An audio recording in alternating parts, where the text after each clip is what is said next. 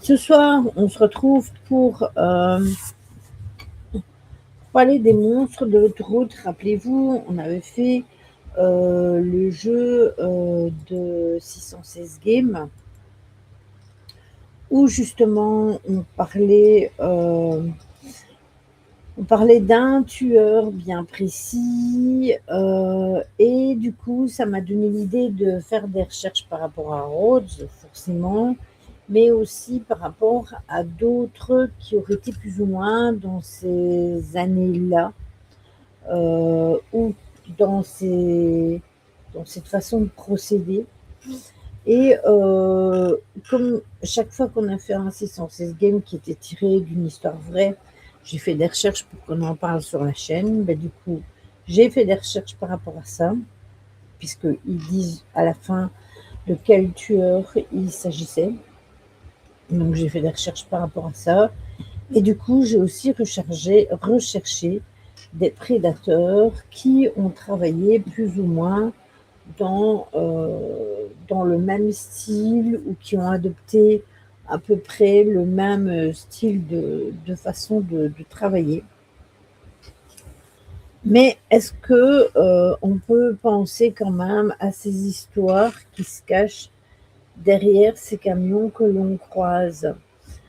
On croise des tas de camions sur les autoroutes et ce ne sont pas des histoires de livraison, mais des histoires quand même bien plus sombres.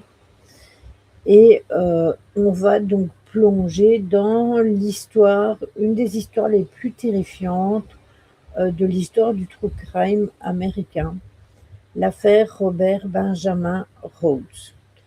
Il était surnommé le tueur de l'autoroute. Ah ben c'est bon, ça joue. Pareil. Je pense qu'on est tous à faire des salades. Voilà. C'est un homme qui a fait régner la terreur sur les autoroutes pendant plus de 2 décennies. Donc vous imaginez, c'est c'est énorme. C'est énorme. C'est pas un petit tueur qui a fait ça pendant 1 année, 2 décennies, c'est très long sans se faire pincer. On va remonter le fil de sa vie, de son enfance, à sa transformation en l'un des tueurs les plus insaisissables. Et on va pouvoir explorer ces crimes qui ont été atroces, les indices qui ont fini par le trahir, parce que s'il s'est fait prendre, c'est parce que à un moment donné, il a fait une erreur, et la longue traque qui a mené jusqu'à sa capture. Coucou Aurora, comment vas-tu? Accessoirement, je passe, parce que je vois Aurora, dans la collection de son site qui est dans le Discord. Elle a créé une nouvelle collection Michael Jackson. Il y a des t-shirts pour l'instant et des tasses. Si ça vous intéresse ou si vous étiez fan et que vous aimeriez avoir un petit truc par rapport à ça, si jamais vous avez un ami ou une amie qui est fan et qui va bientôt avoir son anniversaire ou que sais-je, moi, allez voir son site, elle a rajouté ça. Il y a de très jolis t-shirts et de très jolies tasses. Moi, j'ai prêché sur un. Donc voilà. Alors, vous savez, hein, le lien, il est dans le Discord, il est facile à trouver, il est aussi sur YouTube. Sur ma chaîne YouTube, vous pouvez trouver tous les liens. Ouais, ok, pas de souci. Tu m'écoutes d'une oreille et tu suis le match de l'autre. Bah, de toute façon, s'il gagne, ce serait un exploit contre l'Espagne, non? Enfin, sait-on jamais. Sait-on jamais. Du coup, donc Monsieur Rhodes est né en 1945 dans l'Iowa, à Council Bluff, et son enfance est marquée par un père qui était très autoritaire. C'était un militaire et des difficultés à nouer des relations avec les gens, des relations normales. Oui, c'est ça, exactement, je suis d'accord avec toi.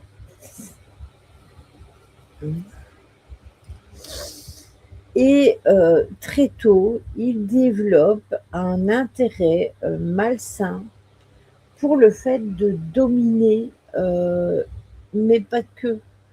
Il est aussi extrêmement sadique et il aime avoir le contrôle d'autrui.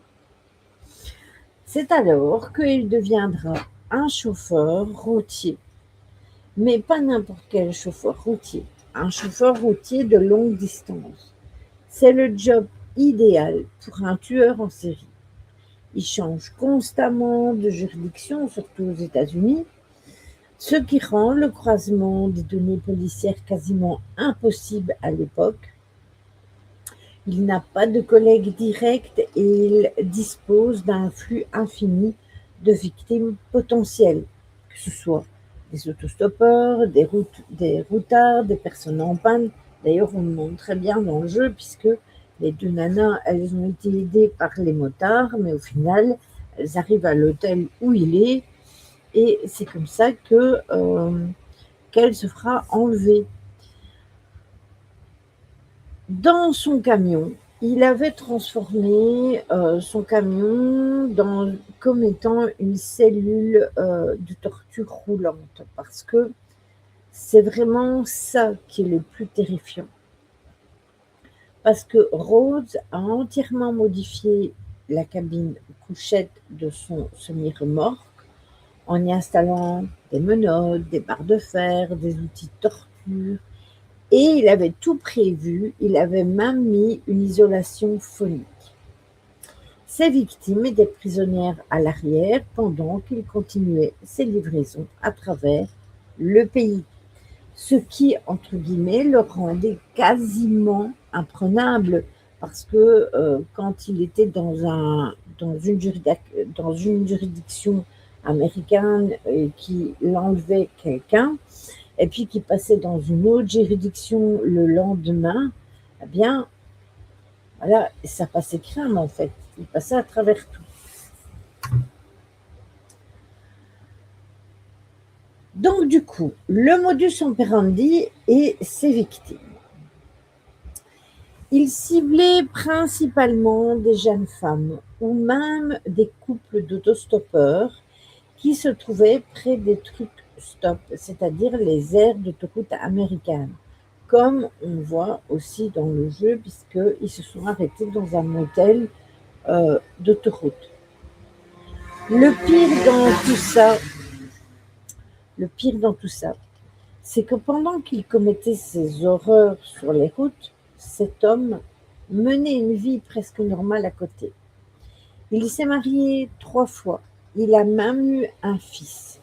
Il s'est d'ailleurs remarié pour la dernière fois 2 mois seulement avant de se faire rattraper.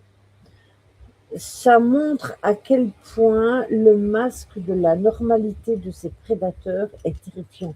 Parce que, étant là, il faut quand même se dire que à aucun moment, ces femmes, que ce soit l'une ou l'autre, n'ont remarqué quelque chose qui clochait chez lui.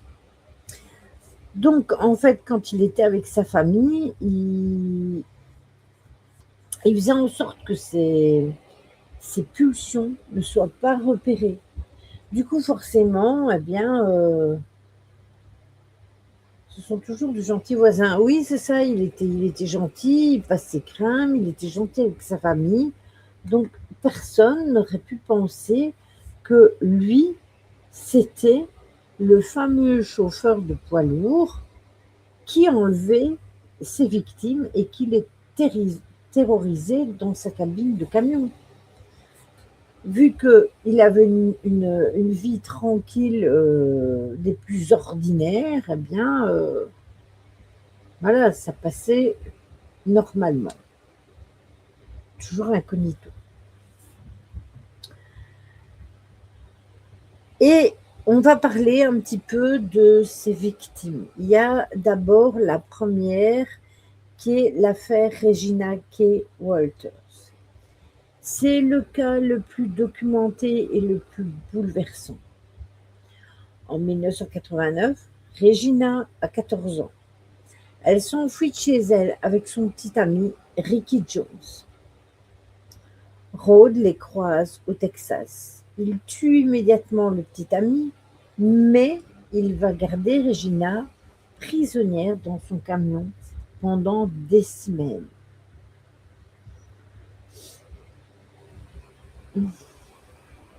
C'est souvent ce que tu soupçonnes le moins. Oui, voilà,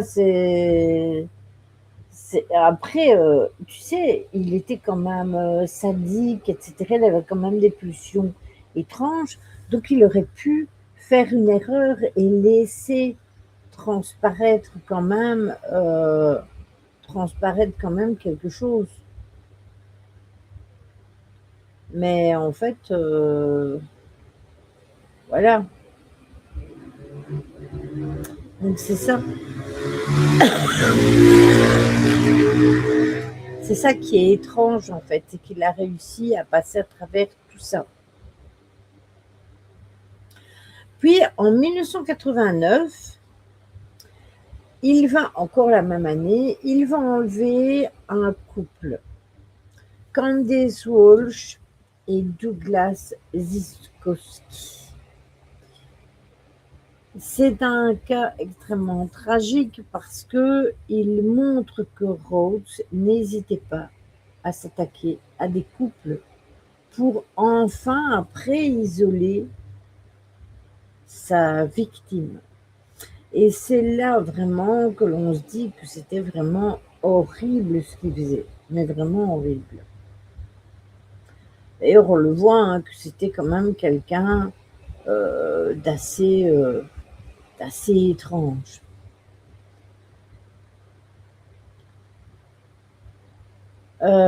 Candace Walsh, comment je vais vous expliquer ça? Candace Walsh et son mari faisaient de l'autostop à travers les États-Unis. En novembre 1989, Rhodes les prend à bord de son camion au Texas. Peu de temps après les avoir embarqués, il va tuer Douglas. Il va se débarrasser de son corps le long d'une route dans le Texas. Le corps ne sera identifié que beaucoup plus tard. Il va garder Candace prisonnière dans sa cabine couchette pendant plusieurs jours, un peu comme il a fait avec Regina. Il va lui faire subir le même calvaire qu'aux autres, tout en continuant à conduire et à faire ses livraisons. Il finira par la tuer et d'abandonner son corps dans l'Utah. Vous vous rendez compte, il l'a pris dans le Texas et il va l'abandonner comme ça.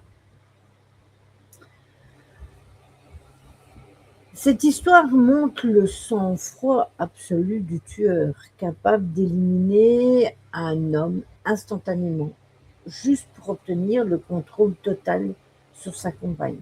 Parce qu'il tuait l'homme, ainsi il avait une ascendance complète sur la femme et c'était bien pour lui, il était tranquille.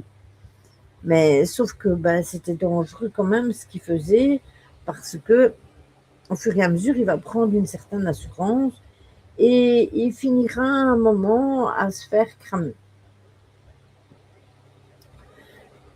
Et du coup, en 1990, il y a un événement manqué parce qu'il va faire un enlèvement d'une autostoppeuse, mais ça va rater.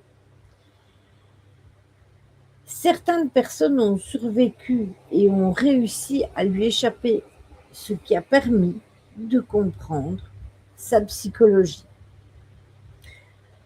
Cette autostoppeuse, le fait qu'elle se soit enfuie, elle a pu ramener des détails. Et quelques mois avant son arrestation, Rhodes va embarquer cette jeune femme, qui fait de l'autostop sur une bretelle d'autoroute. Fidèle à ses habitudes, il tente immédiatement de la soumettre en la menaçant et en lui montrant les menottes fixées dans la cabine. Mais elle va profiter d'un moment d'inattention de Rhodes alors que le camion est au ralenti parce qu'il y a du trafic et lui, il va devoir s'arrêter à un certain moment à un péage. La jeune femme réussit à déverrouiller la portière et à sauter hors du camion. Je vous rappelle que le camion était en marche. Terrifiée et en état de choc, elle signale l'agression à la police locale. Malheureusement, à cause du manque de communication entre les différents comtés et du fait que le camion était déjà loin, le signalement n'a pas été recoupé à temps avec d'autres disparitions. Je vais aller me laver les filles, mais je laisse le live et je vais me coucher ma fille au passage, il est tard, à tout à l'heure. Oui, pas de souci, pas de souci.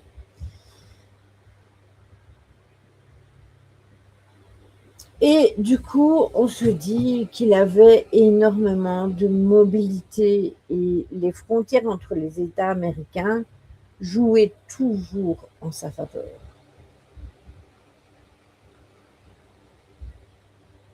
Mais il y a une victime finale qui va faire en sorte que ça va être son dernier enlèvement. Il s'agit de la survivante de l'Arizona. C'est l'histoire d'une jeune femme qui a survécu et qui a littéralement causé la chute de Robert Benjamin Rhodes.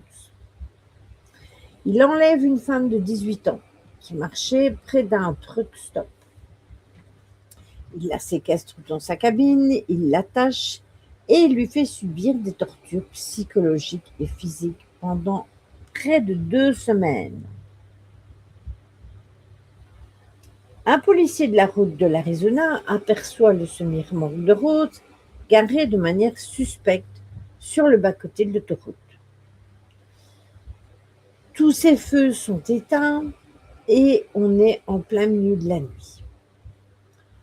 En s'approchant pour un simple contrôle de routine, le policier va entendre des cris qui sont étouffés et qui viennent de la cabine. Il entre de force et il découvre une jeune femme menottée, nue, terrifiée. Et Rhodes est arrêté sur le champ. Cette femme a pu témoigner, raconter l'enfer de cette cabine roulante et c'est grâce à sa survie et au flair de ce policier que l'album photo de Rhodes a été découvert, débloquant toutes les autres affaires. Parce que oui, il avait fait un album photo. C'est pas juste un tueur impulsif, c'est un sadique organisé. Il aimait prolonger le supplice, couper les cheveux de ses victimes, les prendre en photo. Une de ces photos de Regina terrifiée deviendra tristement célèbre et servira de preuve ultime d'ailleurs. Ce n'est pas une unité d'élite de FBI qui l'arrête, non. C'est juste un simple contrôle de routine en Arizona. Un policier de la route qui aperçoit un camion garé sur un bas-côté, tout feu éteint, il s'approche. Il entend des bruits suspects. Il trouve Rhodes avec une femme menottée, hurlant à l'aide. Et en fouillant la maison et le camion, les enquêteurs découvrent son album photo. Album photo de l'horreur. C'est là qu'ils font le lien avec toutes les disparitions non résolues à travers les États-Unis. Le FBI alors réalise que Rhodes a pu faire entre 50 et 100 victimes en plus de 20 ans de carrière. Donc vous imaginez, c'est pour ça que je vous disais 2 décennies tout à l'heure. Jugé d'abord pour le meurtre de Regina, il est condamné à la prison en perpétuité. Il n'a pas de possibilité de libération conditionnelle.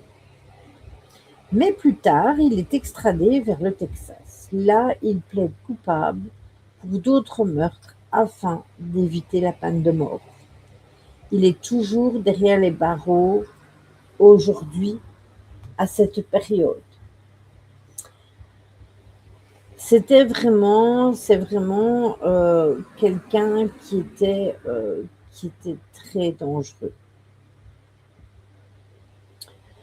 Il avait une façade bien entretenue. Il a réussi, comme je vous le disais tout à l'heure, à se marier 3 fois, à avoir un fils.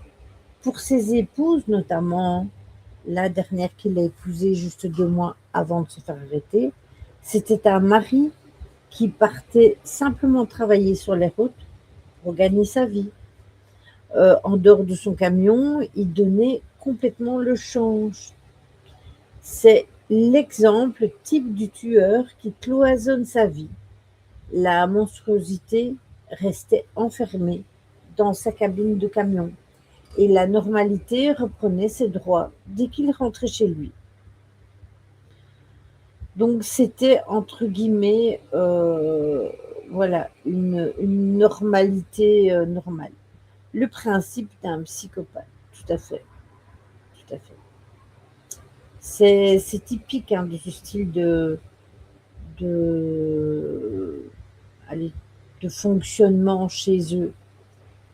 On l'a vu plusieurs fois d'ailleurs dans d'autres, avec d'autres psychopathes, qu'ils faisaient les choses dans les mêmes, dans les mêmes façons de procéder, malheureusement.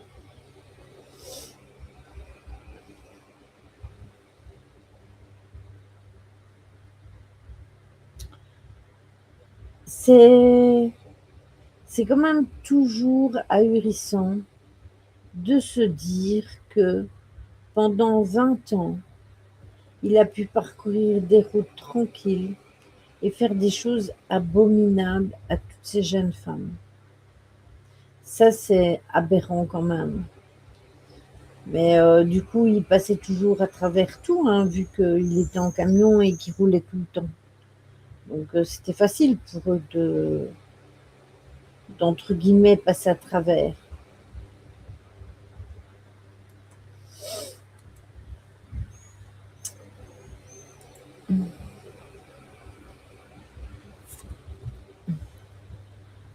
C'est dingue, hein, quand même.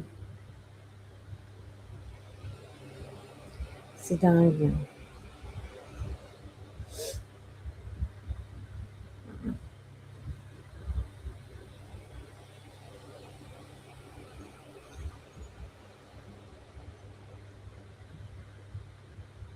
Et de se dire qu'en ce moment même, il y a le même genre de dégénéré qui officie et qu'on ne sera que dans 20 ans. Oui, c'est ça. C'est ça. C'est ça, parce que des fous de ce style-là, il y en a plusieurs. Il y en a eu plusieurs et il y en a encore. Et malheureusement, pour les coincés, c'est toujours la croix et la bannière. Et c'est horrible de se dire, oui, il y a encore des, des monstres de ce style qui sévissent encore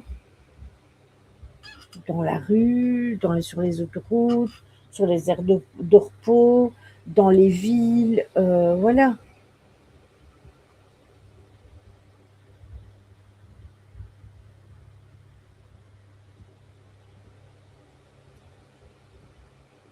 Dans certains cas de peine de mort permet au moins de ne plus les voir. Oui, quand il s'agit des États-Unis, mais quand il s'agit de nos pays, vu que la peine de mort a été abolie, entre guillemets, de quoi ils ont peur, hormis de rester enfermés en prison Et il y en a même encore en prison, ils arrivent à continuer à faire des choses horribles.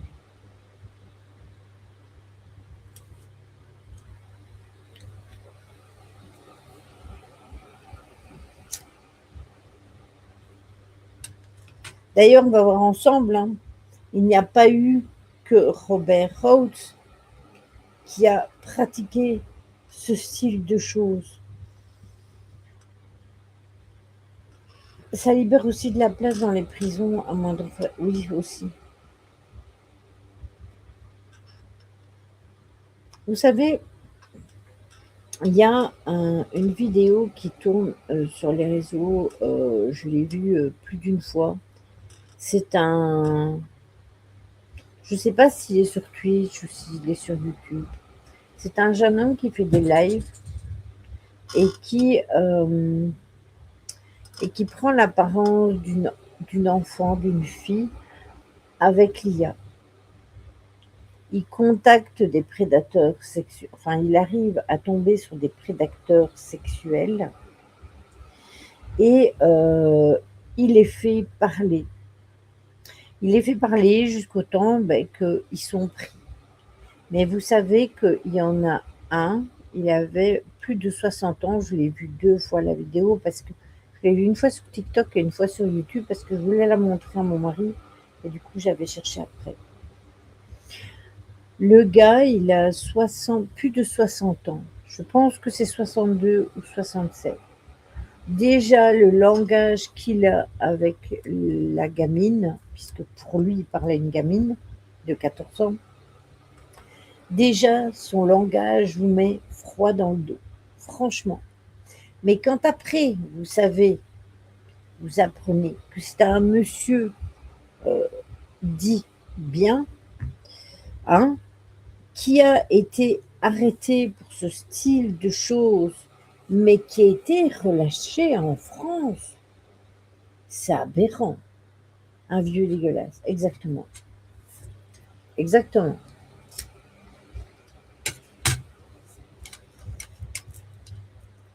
Après, celui qui fait qu'il les piège, il est extrêmement malin. Et eux, ils tombent dans le panneau directement. Mais c'est pour vous dire qu'ils tomberaient sur une jeune fille, c'est encore la même chose.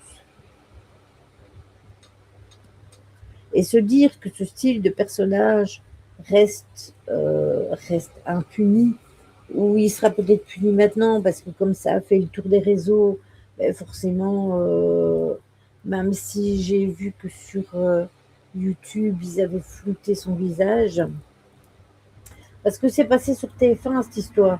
C'est comme ça que je l'ai vu. Et sur TF1, ils ne sont pas masqué son visage. Sur YouTube, celui qui a fait la vidéo, il a masqué le visage, il l'a flouté. Mais sur TF1, ils ont remis les images complètes. Au Pérou, il y a une maman qui a coupé de son conjoint. Elle rentrait le couteau du travail. Il est occupé avec sa fille de 10 ans. Elle a été chercher un couteau et puis elle a eu raison. Voilà.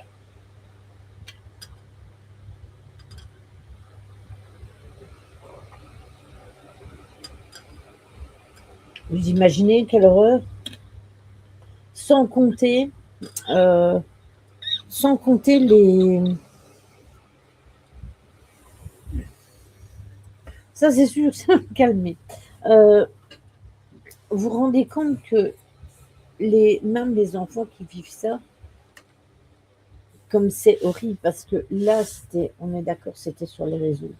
Et ils voulaient quand même avoir un rendez-vous avec elle, la voir au parc, etc. Je ne sais pas ces détails, hein. Vous verrez sûrement les vidéos parce que ça tourne pas mal. Mais c'est aberrant.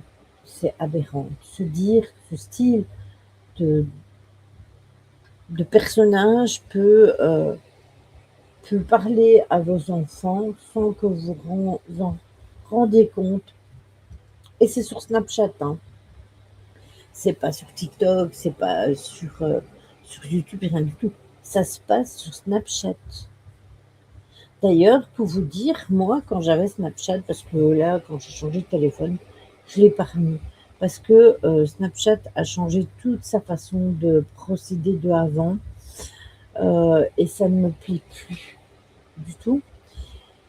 Et, et du coup, je ne l'ai pas remis. Mais en fait, vous vous rendez compte que quand je me rappelle que quand j'avais mis au début Snapchat, j'avais Nancy et tout ça en ami, que je recevais des invitations de gars, mais à prolifération, j'en ai bloqué je ne sais pas combien.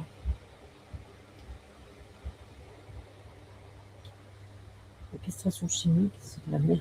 Les commandes sont sortant. Ils font ce qu'ils veulent.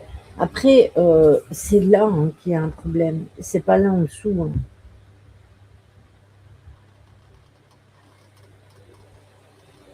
Je suis d'accord avec toi.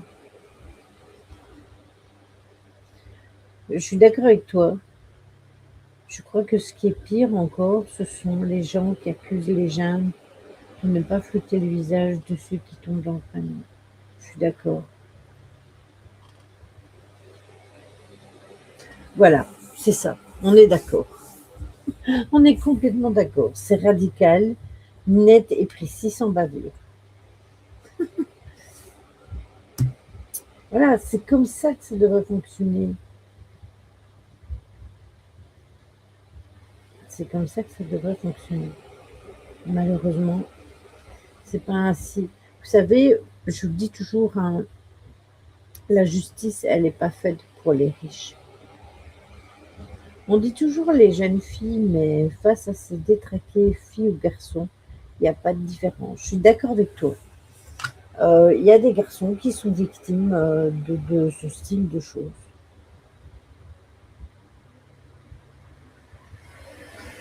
C'est ça, c'est ça. Les victimes en sont tamponnes. Je suis d'accord avec toi.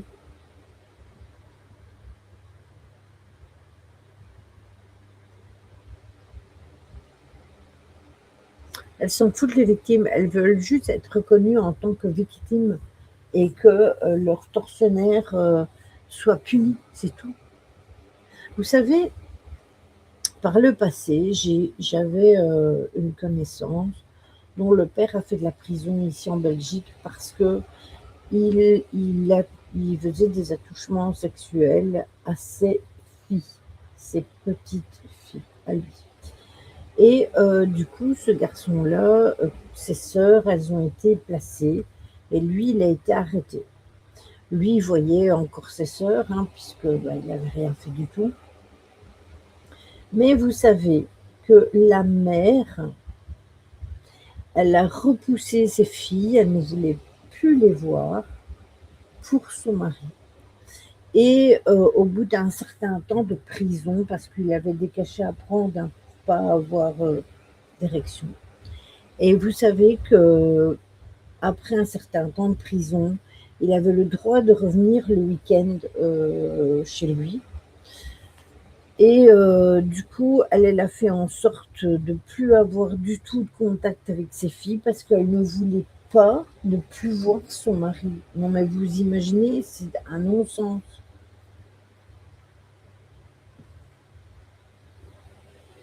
Oui, ça j'avais entendu.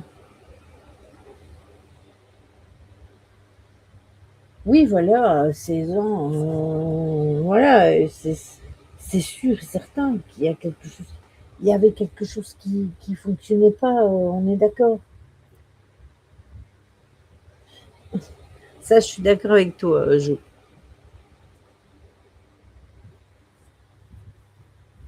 Excuse de la minorité. Et du coup, elle n'a pas du tout. Donc, les gamines, après, elles ont été dans des familles d'accueil de personnes que je connais, parce qu'elles ne pouvaient plus être en contact du tout avec leur père, ce qui était logique. Mais la mère, tout ce qu'elle comptait, c'était son mari. Voilà. Elle a préféré repousser ses filles que son mari. Eh ben, moi, j'ai trouvé ça aberrant de la part d'une mère, déjà. Alors, c'est pas du jugement, hein, enfin, si, c'est du jugement, mais après, je m'en fous. Je trouve ça aberrant. Voilà, comment tu peux cautionner que ton mari perde tes enfants, fasse ça à tes enfants qui soient mal tout au long de leur vie. Voilà. Exactement. Meurtre mineur ou pas, ça reste un meurtre. Complètement d'accord avec vous. Après, ils sont peut-être il y en a qui sont sûrement fragiles psychologiquement. On l'a déjà vu avec d'autres tueurs en série. Ils ont des problèmes, certes, mais après, mais qu'est-ce qu'ils font dehors? Qu'est-ce qu'ils font dehors?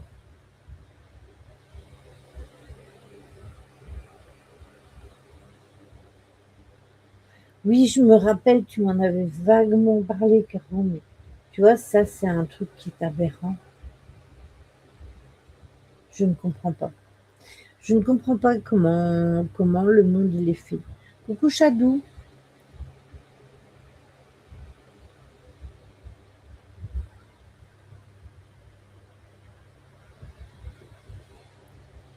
Ça, ça m'étend un. Ok. Alors, petite transition. Oui, voilà, c'est ça qu'on est d'accord. Petite transition de Robert Rhodes à Wayne Adam Ford. On vient de voir que Robert utilisait la cabine de son camion comme une véritable chambre de torture itinérante. Ah oui, mais ça c'est aberrant, hein. Je suis d'accord avec vous, je suis complètement d'accord avec vous.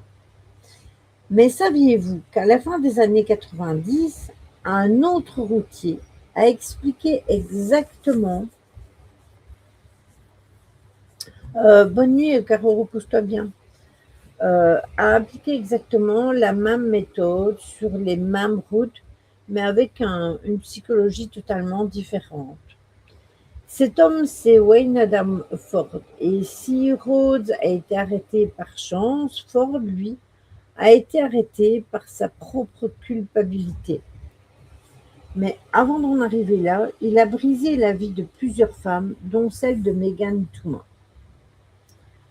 Megan Toomer, en 1998, est une jeune femme de 23 ans, enceinte de 7 mois et membre de l'armée américaine. Elle a croisé la route de Wayne Adams Ford alors qu'elle se trouvait dans une situation assez vulnérable. Ford l'a embarquée dans son camion, il l'a étranglée, ce qui rend ce cas-ci particulièrement marquant. C'est que Ford a confessé que c'est le meurtre de Megan qui a déclenché ses remords profonds. C'est l'apparition du corps de Megan dans un motel qui a précipité sa reddition historique au commissariat, ici présente avec les restes d'une autre victime, Tina Gibbs. Donc lui, en fait, il s'est rendu compte que en fait, il faisait quelque chose de mal et qu'il devait se rendre. Donc il a eu entre guillemets une illumination, quelque chose qui lui a dit ah mais stop. Comment vas-tu, Chadou? Stop, j'ai été beaucoup trop loin.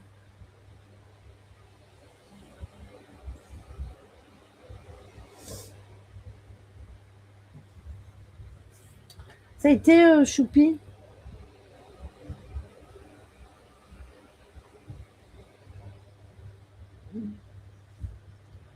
Donc on voit ici avec Ford que les routiers profitaient du manque de communication.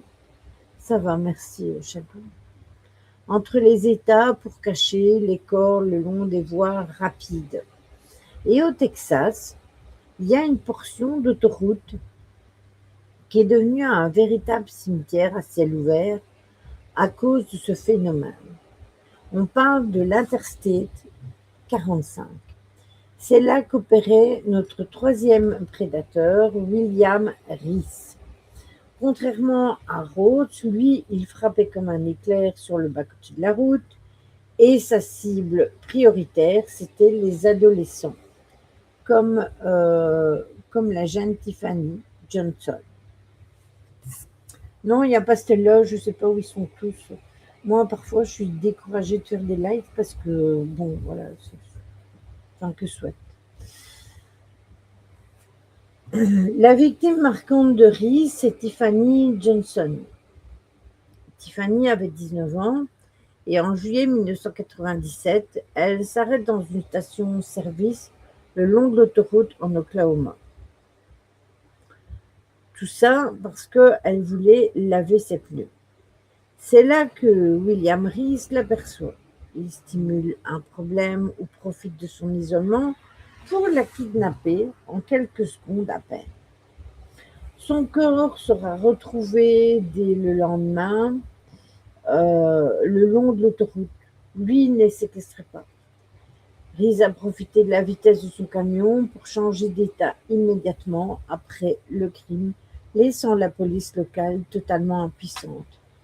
Il aura fallu attendre 2015, presque 20 ans plus tard, pour que des analyses ADN avancées lient enfin Reese au meurtre de Tiffany, ce qui va le pousser, lui aussi, à avouer où il a enterré d'autres jeunes filles, comme Jessica Kane, par exemple, qui avait 17 ans.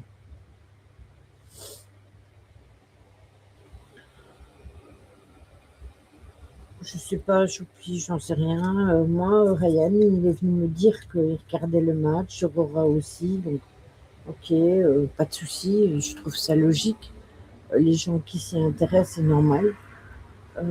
Mais après, rien du temps, voilà, ça commence à me gaver. Après, on va se demander pourquoi je fais la séance de Ouija demain sur TikTok, mais parce que justement, j'en ai marre de faire des lives et qu'on soit 3 ou 4. Moi, tous les sujets qu'on fait, je les peaufine, je fais des recherches et tout, et puis voilà quoi.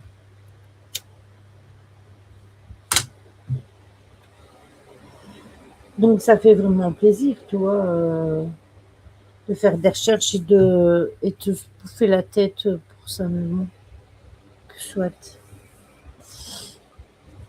Après, on va dire que je râle tout le temps, mais ça donne pas envie. Moi aussi, je suis fatiguée, moi aussi, je travaille, j'ai des trucs à faire. Je j'ai pas une vie dans un long fleuve tranquille. Moi, je veux bien qu'Aurora, elle travaille, elle est là. Je veux bien que Choupi, elle travaille, elle est là. Donc, il faut arrêter de trouver des excuses à tout. Une fois, deux fois, trois fois, et puis c'est quasiment tout le temps. On se demande où elles sont les 900 personnes qui me suivent depuis que j'ai commencé. Hein. Il y en a, ils ont des problèmes, ça je le sais, ok, pas de souci. Oui, il y a des fois où tu n'es pas là, mais bon, pas tout le temps non plus. Ça peut arriver, on peut avoir des problèmes, et puis voilà, on a une vie à côté. Mais quand ça commence à être systématique, mais par exemple, le lundi, quand je fais des guidances, là, oui, forcément. Tu me diras comment ça s'est passé. Hein. C'est pour ça qu'il y a des fois, je vous dis, je vais aller lancer mes lives sur YouTube. Parce qu'en fait,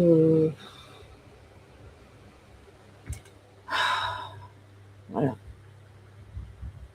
Moi, je les prépare la nuit, mes lives, parce que la journée, j'ai pas le temps.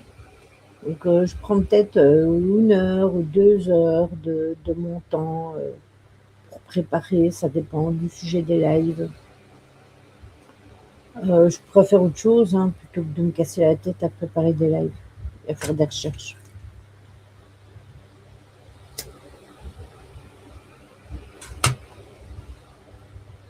Bonsoir Pauline. Je viens de découvrir la chaîne, je suis très intéressée par les guidances, et anthologies, etc. Alors Pauline, les guidances, tout ce qui est rattaché à l'ésotérisme, c'est toujours le lundi. Donc, pleine lune, nouvelle lune, guidance forcément. On parle aussi de tout ce qui est tout ce qui est lié à l'ésotérisme. On a vu, c'était quoi, le pendule, la boule de cristal, les miroirs, la thérapie, la sonothérapie, enfin des choses comme ça. Et puis en deuxième partie, je fais toujours une guidance. Le mercredi, c'est toujours le gaming et parfois la lecture, ça dépend du jeu que l'on fait. Et le vendredi, soit c'est tout ce qui est paranormal, donc les enquêtes paranormales, voilà,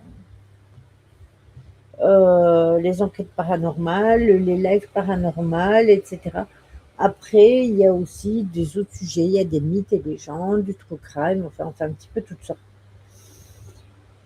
D'apprendre à utiliser le pendule, j'en ai d'ailleurs deux. Eh bien, écoute, puisque tu t'intéresses à la Ouija, je t'invite à rejoindre le groupe de Aurora.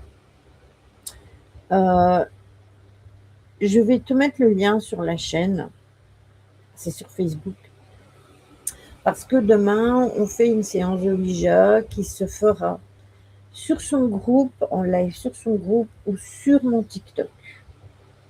Donc voilà, je vais te donner son groupe. Attends, je vais aller chercher ça. Non, c'est pas là, ici. Après le pendule,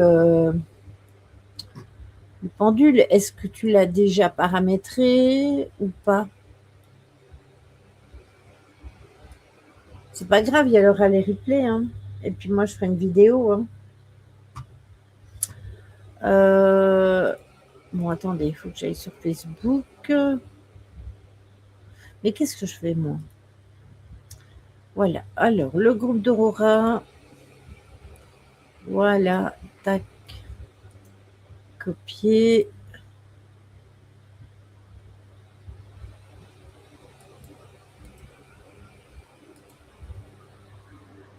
Conseil d'explication.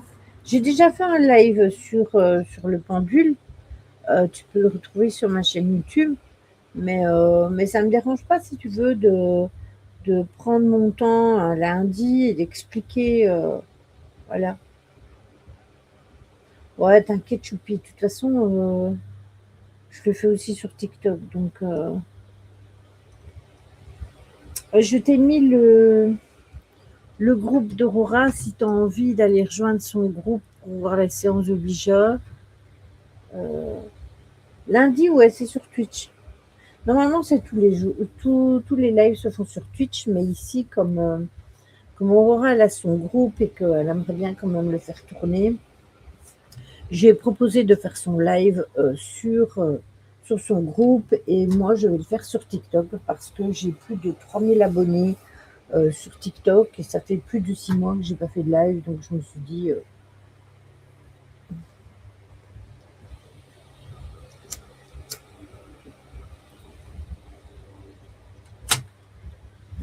il n'y a pas de problème. Après le pendule, ce n'est pas très compliqué. Ça dépend quelles sont tes convictions, etc. Moi personnellement, mon pendule, je l'ai paramétré, le oui, le non et le je ne sais pas. Chaque fois que je fais le pendule, je demande à mes guides si je peux utiliser le pendule, si je peux utiliser la Ouija. Mais ça, c'est des barrières que je me suis mise à moi-même, que je me les suis imposées. Mais tu verras que quand on fait la Ouija avec Aurora, ça se passe toujours très bien. J'ai vu plein de choses par rapport à la Ouija, de gens qui disaient que c'était dangereux, qu'il y en avait qui avaient failli mourir après, etc. Alors, tout comme tout, que ce soit le pendule, que ce soit la Ouija, que ce soit n'importe quel contact défunt, euh, il faut faire attention, certes, mais voilà. C'est par rapport au guide, ça, j'ai vraiment besoin d'explications. Où Stella? D'accord.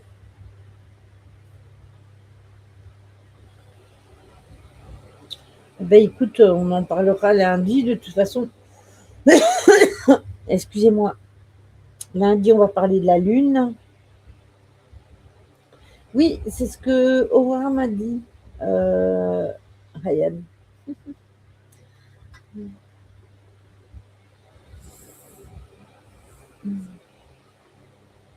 Mais n'hésite pas à rejoindre le groupe d'Aurora, c'est du. Bon, excusez-moi, il faut que je boive. Si, si tu veux voir comment on fonctionne avec la Ouija.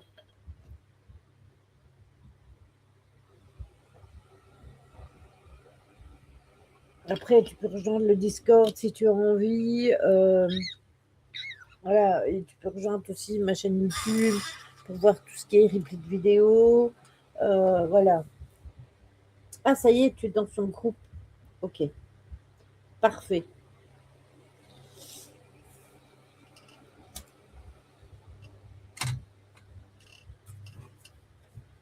Comment va Stella? D'ailleurs, la semaine prochaine, si on part en enquête avec Aurora, je ne sais pas si ce sera la semaine prochaine ou la semaine d'après, je vous préviens déjà que ce ne sera pas en live. Parce que si on part en enquête avec Aurora, ce sera déjà dans un coin à circuler avec forêt et ruines. Et déjà, le réseau ne passera pas. Donc, tout sera enregistré sur caméra. Et après, il y aura un montage qui sera fait, ne vous inquiétez pas, et vous verrez tout euh, sur la chaîne YouTube. Donc voilà.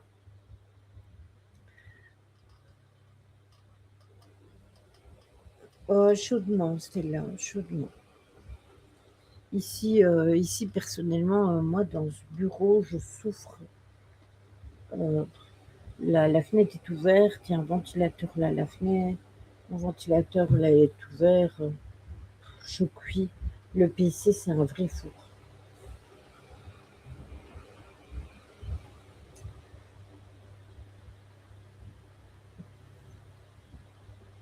Après, si j'ai pas fini trop tard mon sujet, si tu veux, je te montrerai pour le pendule Pauline, c'est ça. Est-ce que tu serais pas la personne qui aurait demandé pour avoir le lien du groupe sur un autre groupe hier, ou qui aurait demandé pour faire une séance de Ouija, etc. Ouais, je sais, c'est abusé, c'était là, mais bon. C'est pour ça que j'ai dit qu'il fallait se protéger. Écoutez, mes petits chats, j'ai encore le répété, même si j'avais dit que je ne le ferais pas. Je l'ai dit à celle-là d'ailleurs. Euh, cet automne, non, c'est pas toi, ok. Cet automne-ci, protégez-vous. On va faire des ateliers pendus, le rack, oui. Si ça continue, Ouija, si ça continue, oui. Après, oui, mais il faut que ça intéresse les gens, hein, parce qu'on ne va pas faire un atelier pendule. Aurora, vous avez proposé de vous faire des ateliers pour vous montrer comment on fait une spell jar, etc., que vous puissiez les faire vous-même. On n'a jamais eu de retour. Donc, du coup, je lui ai dit, ça ne sert à rien de se casser la tête. Voilà.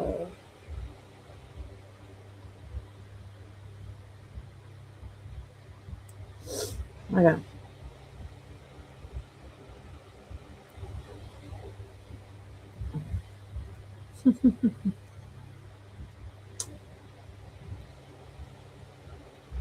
J'adore les personnes mystérieuses.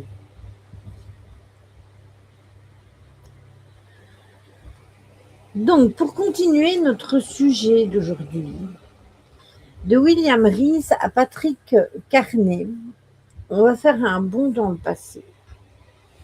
On se rend compte que dans les années 90, l'autoroute était une arme redoutable pour ces tueurs.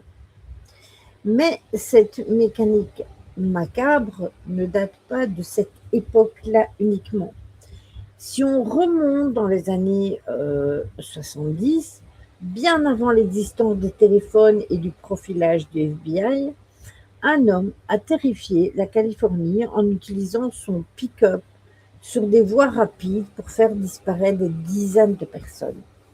On l'appelait de Trash Bag Killer et il s'agit de Patrick Kearney.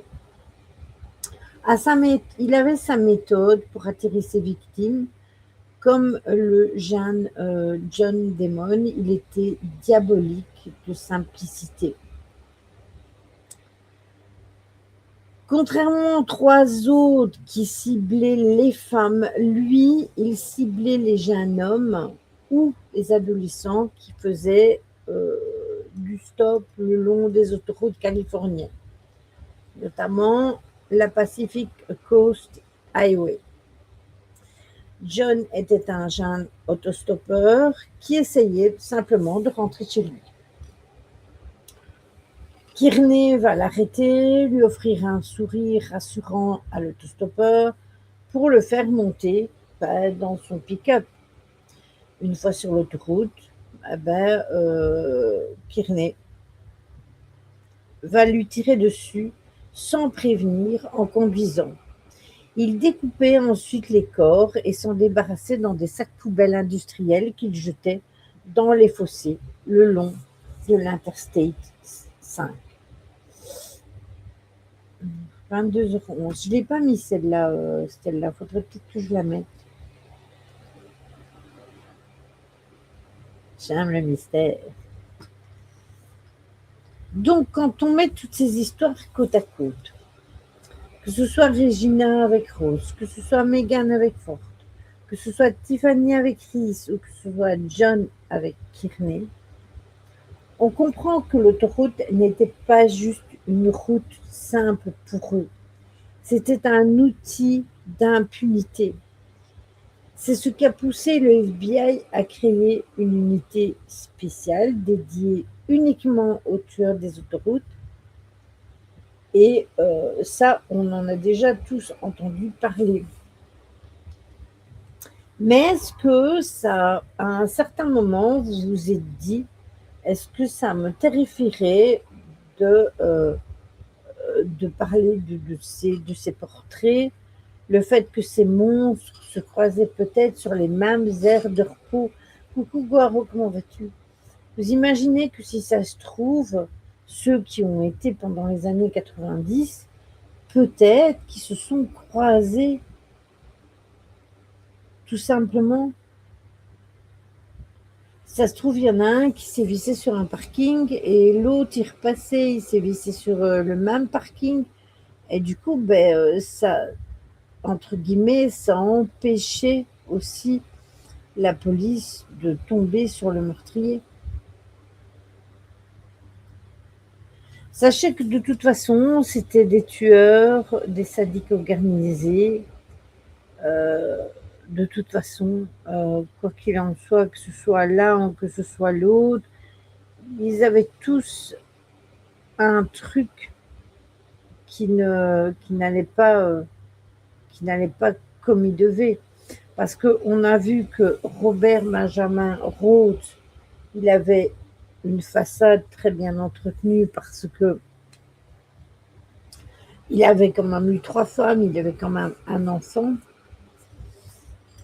Mais Wayne Adam Ford, il avait une normalité qui était brisée parce que la vie normale était un lointain souvenir pour lui quand il a commencé à tuer. C'était un ancien vétéran des marines, mais il souffrait de profonds troubles psychologiques. Sa vie de famille s'était effondrée et il était divorcé. Il vivait dans une grande solitude et il errait de route en route. Sa normalité apparente n'était qu'une routine de travailleur précaire. C'est d'ailleurs ce décalage et sa misère psychologique qui l'ont poussé à craquer et à se rendre. Parce que quand il s'est rendu compte de ce qu'il avait fait, en fait, il a fallu qu'il se rende parce qu'il s'en est voulu. Je me remets petit à petit, mais j'essaye d'avancer et vous, ça va.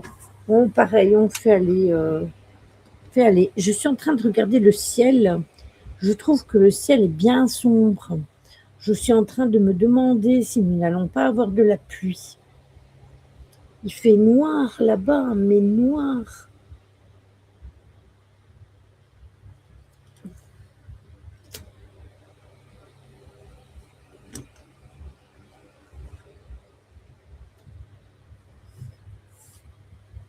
Puis on avait William Reese, le criminel récidiviste connu, lui. Il n'avait vraiment pas une vie normale.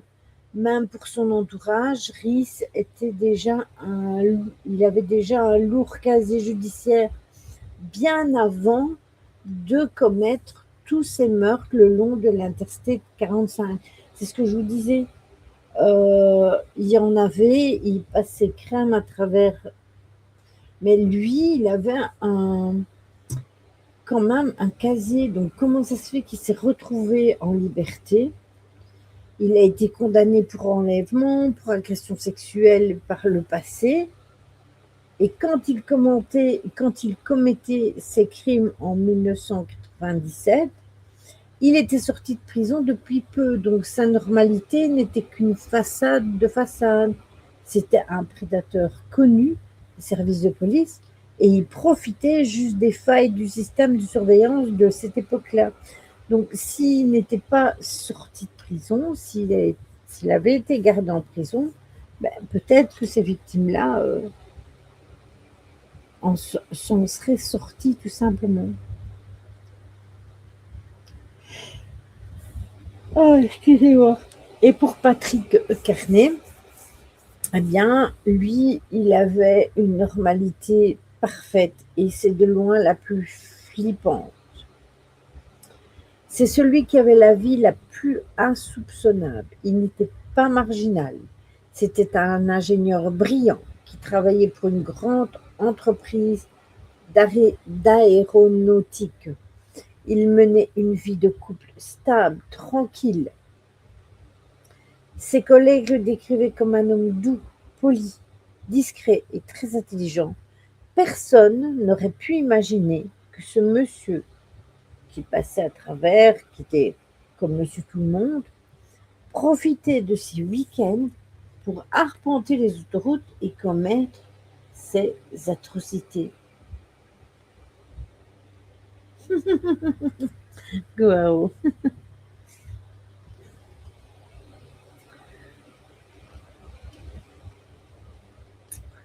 Dans toute cette conclusion, quand vous regardez, il y a eu beaucoup de choses qui se sont passées parce qu'il y a eu un manque de communication entre les polices de différents États à l'époque.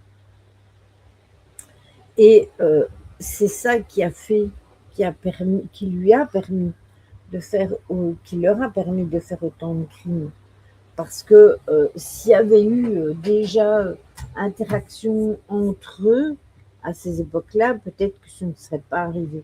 Mais ça n'a pas changé, hein, même là, dans nos années, voilà. Mais qu'est-ce qui vous choque le plus dans toutes ces affaires? Le fait qu'ils aient utilisé leur outil de travail, ou le temps qu'ils ont mis à se faire attraper, ou le fait d'avoir une vie totalement normale et de commettre des atrocités derrière. Pour vous, lequel de ces façons de faire vous interpelle le plus?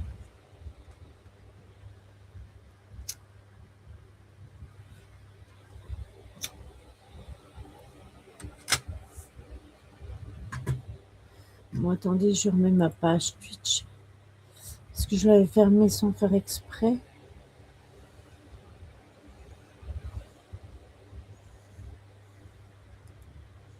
Voilà.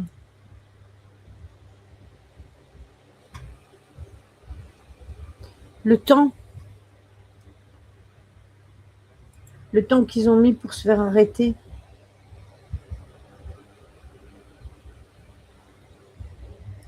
Moi, ce qui me sidère le plus dans ces histoires-là, c'est leur vie. Tu vois, leur vie passe partout. Alors, il y en avait certains qui n'étaient pas comme ça, mais comme Rhodes et le dernier, ils avaient des vies passe-partout, ils se mariaient, ils avaient une famille, ils avaient des enfants, ils avaient un travail. Enfin, lui, il avait un travail, Rhodes, puisqu'il était chauffeur poids lourd, mais vous imaginez quand même, il a utilisé son travail pour tuer des gens. C'est quand même horrible, cette façon de faire les choses. Donc voilà.